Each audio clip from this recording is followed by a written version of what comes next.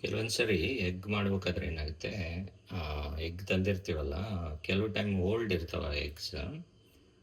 ನಾವು ಮಸಾಲ ಆಮ್ಲೆಟ್ ಆ ಥರ ಏನಾದರೂ ಒಂದು 3 ರಿಂದ 5 ಎಗ್ ಏನಾದರೂ ಹಾಕ್ಕೊಂಡು ಮಾಡ್ಬೇಕಂದ್ರೆ ಏನು ಮಾಡ್ತೀವಿ, ಡೈರೆಕ್ಟು ಈ ದೊಡ್ಡದು ಇದರಲ್ಲಿ ಪಾತ್ರೆಯಲ್ಲಿ ಒಡೆದೊಡ್ದು ಹಾಕ್ಕೊಳ್ತೀವಿ. ಅವಾಗ ಏನಾಗುತ್ತೆ, ಒಂದು 2-3 ಅಥವಾ 2 ಎಗ್ ಹೊಡೆದ್ಮೇಲೆ ಒಂದು ಎಗ್ ಏನಾದರೂ ಕೆಟ್ಟೋಗಿತ್ತು ಅಂತಂದು ಅದರಲ್ಲೇ ಗೊತ್ತಾಗಲ್ಲಲ್ಲ, ಅದರಲ್ಲೇ ಹೊಡೆದ್ಬಿಟ್ರೆ 3 ಎಗ್ಗು 4 ಎಗ್ಗು ಈವನ್ 4 ಎಗ್ ಆದಮೇಲೆ 5ನೇ ಎಗ್ಗು ಕೆಟ್ಟಿರೋದನ್ನಾದ್ರೂ ಹೊಡೆದ್ಬಿಟ್ರೆ 5 ಎಗ್ಗು ವೇಸ್ಟ್ ಆಗ್ಬಿಡ್ತಾವೆ.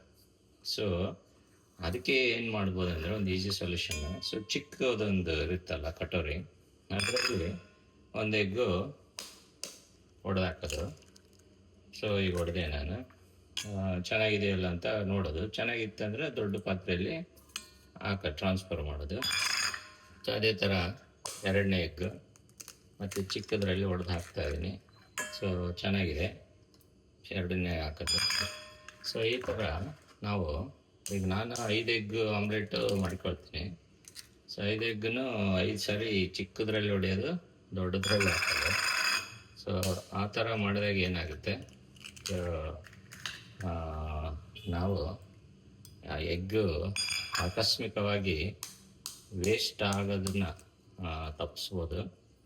ಸೊ ಏನಾದರೂ ಕೆಟ್ಟ ಎಗ್ಗಿದ್ರೆ ಅದನ್ನು ಬಿಸಾಡ್ಬೋದು. ಫಸ್ಟ್ ಆಫ್ ಆಲ್ ಕೆಟ್ಟ ಎಗ್ ಮಾರಬಾರ್ದು. ಅವರು ಒಂದೊಂದ್ಸರಿ ಅವರಿಗೂ ಗೊತ್ತಾಗಲ್ಲ, ಕೊಟ್ಬಿಟ್ಟಿರ್ತಾರೆ.